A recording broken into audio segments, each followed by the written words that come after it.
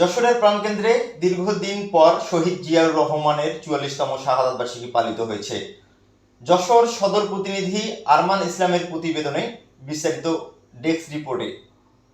দীর্ঘ কয়েক বছর পর ব্যাপক উৎসাহ উদ্দীপনা নিয়ে যশোর আর.এন. রোডে শহীদ জিয়াউর রহমানের ৪৪তম শাহাদাত বার্ষিকী পালিত হয়।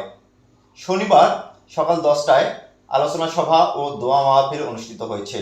উক্ত আলোচনা সভায় প্রধান অতিথি হিসেবে উপস্থিত ছিলেন বিএনপির খুলনা বিভাগের সাংগঠনিক সম্পাদক অনিন্দু ইসলাম অমিত।